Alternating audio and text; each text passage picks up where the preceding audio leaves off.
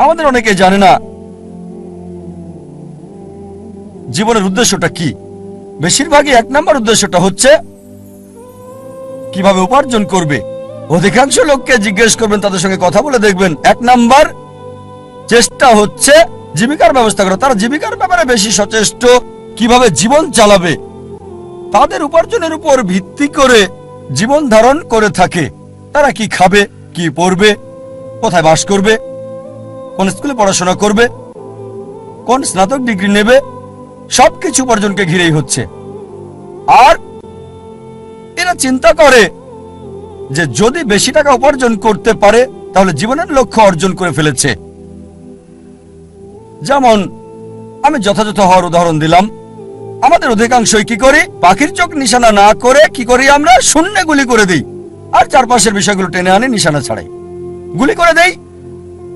কোনো একটা বিষয়ে গ্রাজুয়েশন করি, তারপর যখন বলা হয় কেন এই কোর্স নিয়েছো তুমি, ও আমি তো ভাবিনি। তারপর বিশেষত্ব খোঁজে, আরো বেশি বিশেষত্ব খোঁজে, তারপর চেষ্টা করে যাচাই করে কেন এই কোর্স নিয়েছে। দেখবেন লোকে প্রথমে চিন্তা করে কত উপার্জন করবে, আর উপার্জনের ভিত্তিতে সে সিদ্ধান্ত নেয় কিভাবে তাদের জীবন যাপন করবে। এটা শূন্যে গুলি ছোঁড়ার মতো আর পাখির চোখে নিশানা করার চিন্তা করা। প্রথমে দেখতে হবে আমাদের কেন্দ্র কোনটা, কোনটাকে ভিত্তি করে আমাদের জীবন আবর্তিত হচ্ছে। বিভিন্ন মানুষের ভিন্ন ভিন্ন কেন্দ্র রয়েছে। কিছু লোক তারা আত্মকেন্দ্রিক, সবকিছুতে নিজেদের কথা ভাবে, পৃথিবীর অন্য মানুষকে নিয়ে কোনো মাথা ব্যথা নেই, নিজেদের নিয়ে তারা ব্যস্ত থাকে। কিভাবে জীবনযাপন করবে অন্যদের নিয়ে চিন্তা করার সময় নেই, তারা আত্মকেন্দ্রিক। কিছু লোক পরিবার কেন্দ্রিক, তাদের সারা জীবন পরিবারকে ঘিরেই কেটে যায়। তারা যে কোনো নিয়ম ভাঙতে বা গড়তে প্রস্তুত, হোক সেটা সঠিক কিংবা ভুল, পরিবারকে সুখী করতে। তাদের মূল উদ্দেশ্যটা হচ্ছে পরিবারকে খুশি করা। কেউ হয়তো পিতামাতা কেন্দ্রিক, কিছু হয়তো পরিবার কেন্দ্রিক, স্ত্রী কেন্দ্রিক বা স্বামী কেন্দ্রিক, কেউ হয়তো সন্তান কেন্দ্রিক।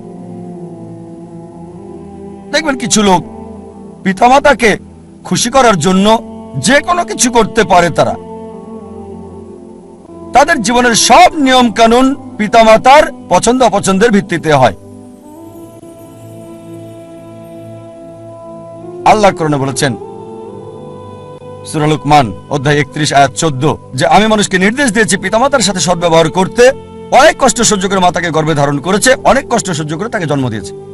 ঠিক তারপরে আয়াত সূরা লুকমান অধ্যায় 31 আয়াত 15 বলছে যদি তোমার পিতামাতা চেষ্টা করে, জিহাদ করে, চেষ্টা আর সংগ্রাম করে তোমাকে বাধ্য করে আল্লাহ সুবহানাহু ওয়া তাআলা ছাড়া অন্য কারো ইবাদত করতে, যে বিষয়ে তোমার কোনো জ্ঞান নেই, তাদের মানবে না, তবে তাদের সাথে থাকো ভালোবাসা আর মমতা দিয়ে। তার মানে আমাদের স্রষ্টা বলেছেন পিতামাতাকে ভালোবাসতে, মানতে হবে, কিন্তু স্রষ্টার বিরুদ্ধে যেতে বললে, আল্লাহ এবং তার চূড়ান্ত নবীর বিরুদ্ধে যেতে বললে তাদের মানবে না। তারপরও তাদেরকে ভালোবাসো, সহানুভূতি দাও। সীমানা আছে। কিছু মানুষ স্বামী বা স্ত্রী কেন্দ্রিক, তারা স্ত্রীদেরকে খুশি করতে চায় বা স্বামীদেরকে খুশি করতে চায়। আর ধরেন কারো স্ত্রী খুবই দামি ডায়মন্ড নেকলেস চাইল, তার দেওয়ার সামর্থ্য নেই। সে কি করলো? ভিক্ষা করলো, ধার করলো বা চুরি করলো, আর ওই ডায়মন্ডের নেকলেসটা স্ত্রীর জন্য কিনে আনলো। তার লক্ষ্য স্ত্রীকে খুশি করা। কিছু লোক সন্তান কেন্দ্রিক, সন্তানদের খুশি করতে চায়। অনেক সময় দেখা যায় হয়তো কারো ছেলে বিদেশে গিয়ে লেখাপড়া করতে চায়, সে যে বিষয়ে ভর্তি হতে যাচ্ছে সেটা অপ্রয়োজনীয়, এটা তাকে দুনিয়াতেও সাহায্য করবে না, আখিরাতেও সাহায্য করবে না। তারপর কারণ ছেলে বিদেশে পড়তে চায়, এই লোক সম্পত্তি বন্ধক রাখে এবং ছেলেকে আমেরিকাতে পাঠায় আর বলে আমার ছেলে তো আমেরিকায় পড়ছে, যদিও তার লক্ষ্যটা হচ্ছে সে ছেলেকে আমেরিকাতে পড়াবে। আসলে উদ্দেশ্যটা কি? জীবনটা কোন কেন্দ্রিক? কিছু লোক যারা হচ্ছে সমাজকেন্দ্রিক। আমরা জানতে চাই আমাদের পরিবারের বাইরের লোকজন কি চিন্তা করে, এভাবে পুরো জীবনটা সমাজকেন্দ্রিক হয়ে যায়। কিছু লোক প্রতিবেশী কেন্দ্রিক, প্রতিবেশীর সাথে প্রতিযোগিতায় লিপ্ত। একটা গল্প মনে পড়ে গেল।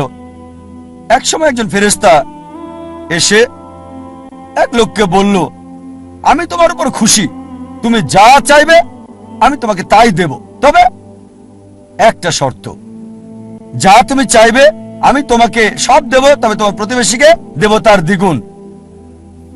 লোকটা বলল, একটা রোলেক্স ঘড়ি আমার চাই। ফেরেশতা তাকে রোলেক্স ঘড়ি দিয়ে দিল। প্রতিবেশী দুটো রোলেক্স ঘড়ি পেল। লোকটি বলল, একটা মার্সিডিজ গাড়ি আমার চাই। ফেরেশতা তাকে মার্সিডিজ গাড়ি দিল। প্রতিবেশীকে দুটো মার্সিডিজ দিল। লোকটি বলল, একটা সুন্দর বড় বাংলো চাই। ফেরেশতা তাকে সুন্দর বড় বাংলো দিল। তার প্রতিবেশীকে দেওয়া হলো দুটো সুন্দর বড় বাংলো। লোকটি পরে বলল, দয়া করে আমার শেষ ইচ্ছাটা তুমি পূরণ করে দাও। কি সেটা? আমার একটা চোখ তুমি নষ্ট করে দাও, যাতে কিছু আমি চোখে না দেখতে পাই।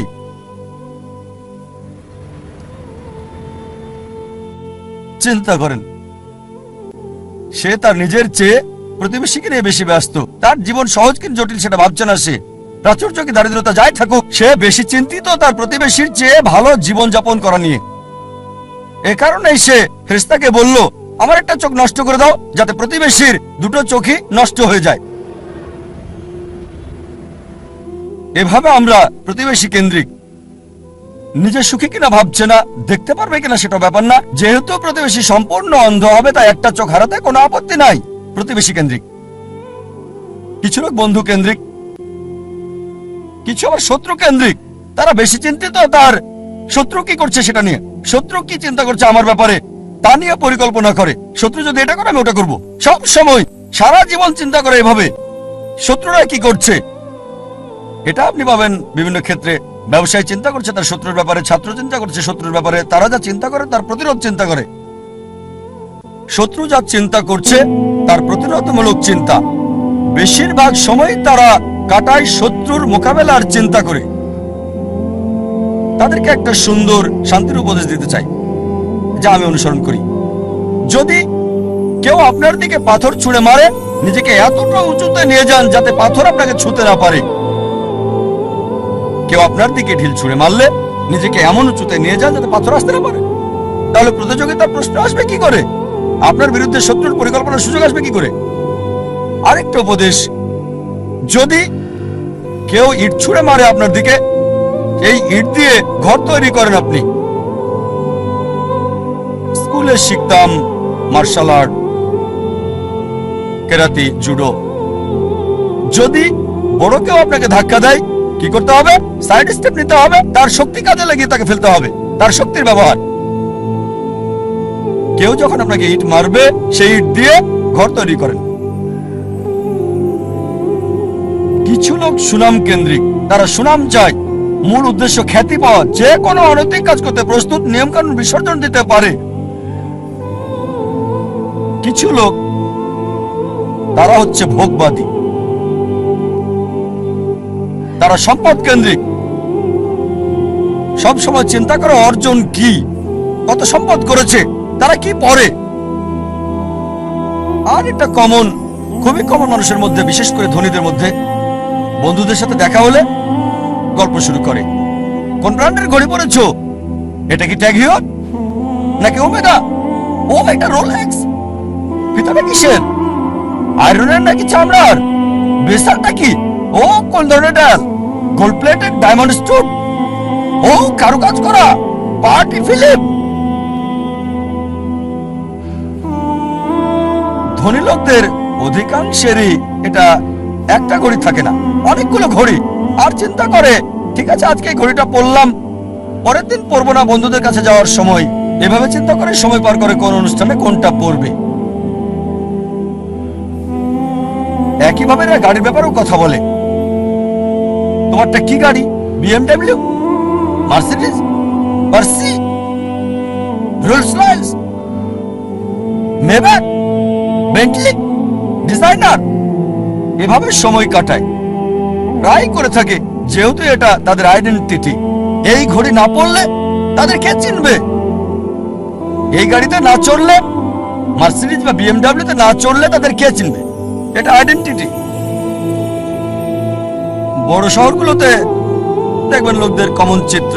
ধনী লোকদের দেখবেন তারা কথা বলে, আপনার ঘড়ি কি, কোন শিপের মালিক, উঁচু লেভেলে কোন জেটের মালিক, আমার ব্যক্তিগত জেট আছে, কতগুলো ইঞ্জিন। লোকজন হয়তো ভাববে আমি কিভাবে এসব খুঁটিনাটি জানি ঘড়ির ব্র্যান্ডের ব্যাপারেও। আপনারা জানেন আমার পেশা, আলহামদুলিল্লাহ, সৌভাগ্য বা দুর্ভাগ্য, আমি যে পেশায় আছি আমি সব শ্রেণীর লোকদের সাথে মিশি, একেবারে ভিখারি থেকে রাজা পর্যন্ত। আল্লাহ আমাকে দয়া করেছেন, ভালো অথবা মন্দ আমি চারপাশের লোকদের সাথে মিশি, ভিখারি থেকে রাজা পর্যন্ত। আর যে সুযোগটা আমি পাই কোন বস্তুবাদীর সাথে যখনই কথা বলি, আমি চেষ্টা করি দাওয়াত দেই, তাদের বলি তোমার ঘড়ির দাম হয়তো $1000 বা $10,000 অথবা $1,00,000, আমার ঘড়ি আমি যেটা পড়ছি এই ঘড়িটার দাম মাত্র $1400, $30 কম। অনেক বছর ধরে ব্যবহার করছি, ভালো সার্ভিস দিচ্ছে, একেবারে তোমারটার মতোই। সাধারণ ঘড়ি, দাম মাত্র $1400।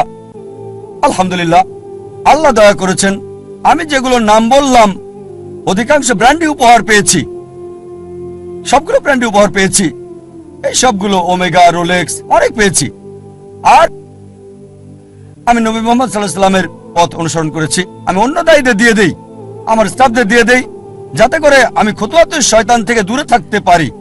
অনেক সময় অনেক উপলক্ষে আমাকে নিমন্ত্রণকারীরা তাদের ব্যক্তিগত জেট প্লেন আমার জন্য পাঠায়, ব্যক্তিগত জেট প্লেন আমাকে নিয়ে যাওয়ার জন্য তারা পাঠিয়ে দেয়। এমন অনেকবারই হয়েছে। চিন্তা করেন, জেট প্লেনের খরচ শুধুমাত্র একজন মানুষের জন্য, পাইলটদের পেমেন্ট, এয়ার হোস্টেসের পেমেন্ট, এয়ারপোর্টের ভাড়ার খরচ। তাই আমি তাকে বললাম এটা সবচেয়ে ভালো হয় যদি একটা ইকোনমিক ক্লাস টিকিট পাঠান।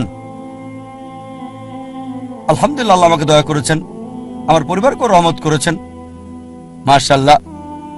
এই সব গাড়ি কিনতে পারবো, ফার্স্ট ক্লাসে ভ্রমণ করতে পারি, আলহামদুলিল্লাহ।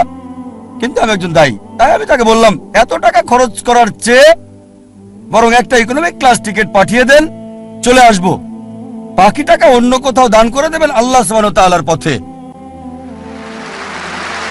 আয়োজকেরও মাশাআল্লাহ নিয়ত স্বচ্ছ হওয়ায় আমাকে বললেন যে আমার জেট প্লেনে কাকে আমি আনতে পাঠাবো, আর কে উত্তম আল্লাহর পথে দায়ী ইচ্ছে। আমি তাকে বললাম ইনশাআল্লাহ আপনার নিয়ত যেহেতু সহি, ইনশাআল্লাহ আল্লাহ আপনাকে পুরস্কার দেবেন। তার নিয়ত ছিল আল্লাহর পথে দায়ীর জন্য ভালো ব্যবস্থা করা, আল্লাহ তাকে পুরস্কার দেবেন। একটা কথা মনে রাখবেন, এর মানে বলছি না যে এই সব কিছু ভোগ বিলাস একেবারে হারাম, সব ক্ষেত্রে এগুলো হারাম তা নয়। জীবনের উদ্দেশ্যটা কি জানতে হবে। এগুলো হারাম হতেও পারে আবার নাও হতে পারে। একটা উদাহরণ দিচ্ছি, মনে করেন আপনার অবস্থান ক্যাটাগরি এ তে, যাদের এসব করার সামর্থ্য নেই, এই দামি ঘড়ি, এই দামি গাড়ি, দামি বাংলো, কিন্তু যদি সে ভিক্ষা করে, যদি ধার করে, চুরি করে বা লোনে দামি ঘড়ি কেনে, দামি গাড়িতে চড়ে, এটাকে ইসরাফ বলা হয়, এটা হারাম। দ্বিতীয় শ্রেণীর লোক আছে যাদেরকে আল্লাহ সামর্থ্য দিয়েছেন। আল্লাহ কোরআনে বলেছেন সূরা আনাম অধ্যায় 6 আয়াত 71, কিছু লোককে আমি অনেক বেশি প্রাচুর্য দিয়েছি অন্যদের চেয়ে। আল্লাহ বলেন সূরা আনাম অধ্যায় 6 আয়াত 165, আল্লাহ কিছু মানুষকে অন্যের উপর মর্যাদা দিয়েছেন যাতে তিনি তোমাদের পরীক্ষা করতে পারেন। তাই আল্লাহ যদি আপনাকে সামর্থ্য দেন আর আপনি এগুলো কিনেন, দামি গাড়ি, দামি ঘড়ি, দামি বাংলো, আর শুধু এগুলো নিয়েই আপনি থাকেন, এগুলো ছাড়া কিছুই করতে পারেন না, এটাই আপনার কেন্দ্র, এটাই আপনার জীবনের উদ্দেশ্য, তাহলে এটা হারাম।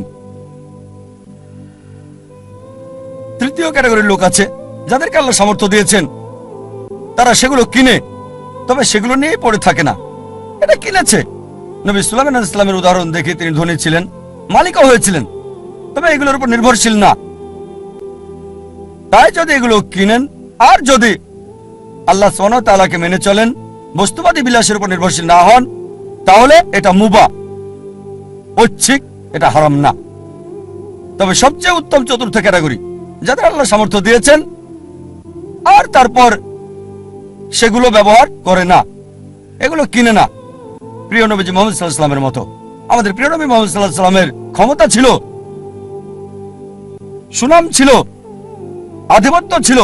সে সময় তিনি রাজা হতে পারতেন, সারা পৃথিবীর সব ধন সম্পদের মালিক হতে পারতেন। অথচ যখনই কোনো পুরস্কার পেতেন, অনেক সময়, প্রায় সময় তিনি তার সাহাবীগণকে সেগুলো দিয়ে দিতেন। এই জন্য না যে গ্রহণ করা হারাম হবে, কেউ যদি ভালো উপহার দেয় সেটা রাখতে পারেন, সেটা হারাম না। কিন্তু নবীজি অন্যদের দিয়ে দিতেন। চতুর্থ ক্যাটাগরি, আল্লাহ সামর্থ্য দিয়েছেন আর সেগুলো ব্যয় করে আল্লাহ সুবহানাহু ওয়া তাআলার পথে।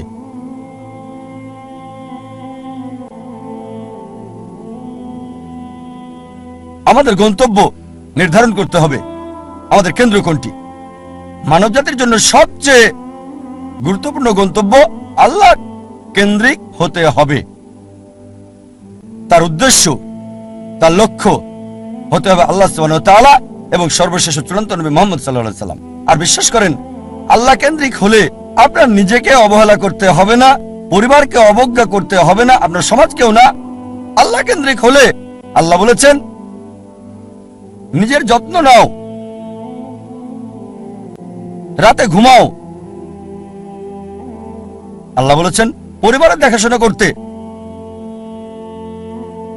পিতামাতার ব্যাপারে আল্লাহ বলেছেন সূরা ইসরা অধ্যায় 17 আয়াত 23 ও 24 যে আল্লাহ নির্দেশ দিচ্ছেন তাকে ছাড়া কারো ইবাদত করবে না, পিতামাতার সাথে সদ্ব্যবহার করবে, যদি তাদের একজন বা উভয়ই বার্ধক্যপনীত হয় বিরক্তি প্রকাশ করবে না, এমনকি উফ শব্দটা করবে না। বিনীতভাবে কথা বলো, দয়ার ডানা মেলে দাও আর দোয়া করো, হে আল্লাহ তাদের অনুগ্রহ করো যেভাবে তারা আমাকে শৈশবে লালন করেছেন।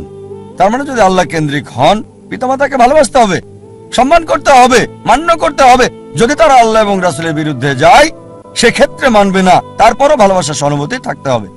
সূরা লুকমান অধ্যায় 31 আয়াত 14 এবং 15। যদি আল্লাহ কেন্দ্রিক হন তার মানে এই না যে স্ত্রীর খোঁজ খবর নেবেন না। একটা হাদিস আছে প্রিয় নবীজি মুহাম্মদ সাল্লাল্লাহু আলাইহি ওয়াসাল্লামের, আহমদ ইবনে হাম্বল, হাদিস নাম্বার 7396। আমাদের নবীজি মুহাম্মদ সাল্লাল্লাহু আলাইহি ওয়াসাল্লাম বলেছেন, মুমিনদের মাঝে সেই সবচেয়ে উত্তম যে তার পরিবারের সাথে ভালো, বিশেষ করে স্ত্রীর সাথে। আল্লাহ কেন্দ্রিক হলে পরিবারকে অবহেলা করতে হবে না, সমাজকে অবহেলা করতে হবে না। আল্লাহ বলেন সূরা মাউন অধ্যায় 107 আয়াত 1 থেকে 7 যে প্রতিবেশীর হক আদায় করো, প্রতিবেশীকে সাহায্য করো। প্রিয় নবী মুহাম্মদ সাল্লাল্লাহু আলাইহি ওয়াসাল্লাম বলেছেন, এই হাদিসটা আছে সহিহ বুখারীতে ভলিউম 1 বুক অফ ফেথ হাদিস নাম্বার 13 যে সে কখনোই পূর্ণ মুমিন নয় যদি তার ভাইয়ের জন্য তা পছন্দ না করে যা সে নিজের জন্য করে থাকে। তার মানে অন্যদেরও দেখাশোনা করতে হবে। তাই আল্লাহ কেন্দ্রিক হওয়া মানে এই না যে সবকিছুকে অবহেলা করে ভিখারির মতো জীবনযাপন করতে হবে। তবে কেন্দ্র হবে আল্লাহ। আল্লাহ যদি সম্পদ দেন, সেই সম্পদকে আল্লাহর রাস্তায় ব্যয় করেন। আল্লাহ সুনাম দিলে আল্লাহর রাস্তায় সেটা ব্যয় করতে হবে। আল্লাহ আপনাকে গুণ দিলে, আল্লাহ আপনাকে অনুগ্রহ দিলে আল্লাহর রাস্তায় সেটাকে ব্যয় করেন। সবচেয়ে বড় উদাহরণ, রোল মডেল, যে মানুষটি সম্পূর্ণভাবে আল্লাহ কেন্দ্রিক ছিলেন, সর্বশেষ এবং চূড়ান্ত নবী মুহাম্মদ সাল্লাল্লাহু আলাইহি সাল্লাম। আমাদের প্রিয় নবী মুহাম্মদ সাল্লাল্লাহু আলাইহি সাল্লাম সবচেয়ে বড় উদাহরণ। তিনি সবকিছুতে আল্লাহ কেন্দ্রিক ছিলেন। আর তিনি শুধু মুসলিম জাতির জন্যই আসেননি, সমগ্র মানব জাতির জন্য রহমত স্বরূপ। আল্লাহ কোরআনে বলেন সূরা আম্বিয়া অধ্যায় 21 আয়াত 107, ওয়ামা আরসালনাকা ইল্লা রাহমাতাল লিল আলামিন, আমি তো তোমাকে অবশ্যই সমগ্র মানব জাতির রহমত হিসেবে প্রেরণ করেছি, সমগ্র সৃষ্টির রহমত হিসেবে, সমগ্র পৃথিবীর জন্য রহমত। একজন মানুষের জন্য সবচেয়ে ভালো উদাহরণ, যার জীবনের সবচেয়ে ভালো উদ্দেশ্য ছিল। মানব জাতির সবচেয়ে বড় উদাহরণ একজন মানুষের জন্য, বর্বর জাতিকে যিনি মানব জাতিতে রূপান্তরিত করেছেন, যে মানুষটা মানব জাতিকে বদলে দিয়েছিলেন। আর ইতিহাস পড়লে ঘন্টা দিন একসাথে বলে যেতে পারবেন। মুসলিমরা কি বলছে সেটা বাদ দেন, নবীজি মুহাম্মদ সাল্লাল্লাহু আলাইহি সাল্লাম সম্পর্কে শত শত অমুসলিমের কথার উদ্ধৃতি দিতে পারবেন যারা নবীজির প্রশংসা করেছেন। এখানে কয়েকটা উদাহরণ দিচ্ছি। জর্জ বার্নার্ড শ, তিনি বলেছেন মুহাম্মদ সাল্লাল্লাহু আলাইহি সাল্লাম সম্পর্কে যে আমি তার সম্পর্কে পড়েছি, মানে নবী মুহাম্মদ সাল্লাল্লাহু আলাইহি ওয়াসাল্লাম, আর আমার মতে নিরপেক্ষ অবস্থান থেকে বললে তাকে মানবতার রক্ষাকারী বলা উচিত। George Bernard Shaw. Thomas Carlyle বিখ্যাত ঐতিহাসিক ছিলেন, তিনি একজন ইউরোপিয়ান অমুসলিম। তার লেখা একটা বই হিরোজ অ্যান্ড হিরো ওয়ারশিপ, তিনি বীরদের ইতিহাস তুলে ধরেছেন। আর এক নম্বর হিরো, একজন বীর নবী, তিনি ঈসা আলাইহিস সালাম ছিলেন না, তিনি মুসা আলাইহিস সালাম ছিলেন না, দাউদ আলাইহিস সালাম ছিলেন না, সুলাইমান আলাইহিস সালাম ছিলেন না, তিনি ছিলেন মুহাম্মদ সাল্লাল্লাহু আলাইহি সাল্লাম। চিন্তা করেন, থমাস কার্লাইল একজন ইউরোপিয়ান, একজন খ্রিস্টান, তিনি এক নম্বর বীর নবী হিসেবে রেখেছেন নবী মুহাম্মদ সাল্লাল্লাহু আলাইহি সাল্লামকে। আমরা লামার্টিনের কথা বলতে পারি। লামার্টিন ছিলেন বিখ্যাত ঐতিহাসিক, তিনি ফরাসি, বই লিখেছেন দ্য হিস্টোরি অফ দ্য টক্স। তিনি লিখেছেন, যদি উদ্দেশ্যের মহানুভবতা, সামর্থ্যের সীমাবদ্ধতা আর অসাধারণ ফলাফল, এই তিনটি বিষয় একজন ব্যক্তির মহত্ব নির্ণয়ের মাপকাঠি হয়, আধুনিক ইতিহাসে কাউকে পাওয়া যাবে না যে নিজেকে তুলনা করবে নবী মুহাম্মদ সাল্লাল্লাহু আলাইহি ওয়াসাল্লামের সাথে। উদ্দেশ্যের মহানুভবতা, সামর্থ্যের সীমাবদ্ধতা আর অসাধারণ ফলাফল, এই তিনটি বিষয় হচ্ছে একজন মানুষের মহত্ত্বযাচাইয়ের মাপকাঠি। মানব ইতিহাসে এমন কাউকে দেখি না আধুনিক ইতিহাসে যে মুহাম্মদ সাল্লাল্লাহু আলাইহি ওয়াসাল্লামের কাছাকাছি যাবে। তারপর আরো লিখেছেন, মানব জাতির সকল গুণাবলীতে কোন মানুষই নিজেকে নবী মুহাম্মদ সাল্লাল্লাহু আলাইহি ওয়াসাল্লামের সাথে তুলনা করতে পারবে না। মাইকেল এইচ হার্ট, বিখ্যাত ঐতিহাসিক, একটা বই লিখেছেন, মানব ইতিহাসে সবচেয়ে প্রভাবশালী 100 ব্যক্তি আদম আলাইহিস সালাম থেকে শুরু করে বর্তমান সময় পর্যন্ত, আর এক নম্বর অবস্থানে রেখেছেন নবী মুহাম্মদ সাল্লাল্লাহু আলাইহি ওয়াসাল্লামকে। মানব ইতিহাসে সবচেয়ে প্রভাবশালী মানুষ আদম আলাইহিস সালাম থেকে শুরু করে বর্তমান পর্যন্ত নবী মুহাম্মদ সাল্লাল্লাহু আলাইহি ওয়াসাল্লাম। আর লিখেছেন তিনি, আমার পছন্দ মুহাম্মদ সাল্লাল্লাহু আলাইহি ওয়াসাল্লামকে এক নম্বরে রাখা দেখে অনেক মানুষই এটা মানতে চাইবেন না, অনেকেই স্বীকার করতে চাইবেন না, অনেক মানুষই এটা মানতে চাইবেন না। তবে যে কারণে আমি নবী মুহাম্মদ সাল্লাল্লাহু আলাইহি ওয়াসাল্লামকে এক নম্বরে রেখেছি তা হলো তিনি ইতিহাসের একমাত্র ব্যক্তি যিনি ধর্মীয় ক্ষেত্রে সফল মানুষ ছিলেন, পাশাপাশি অন্যান্য ক্ষেত্রেও।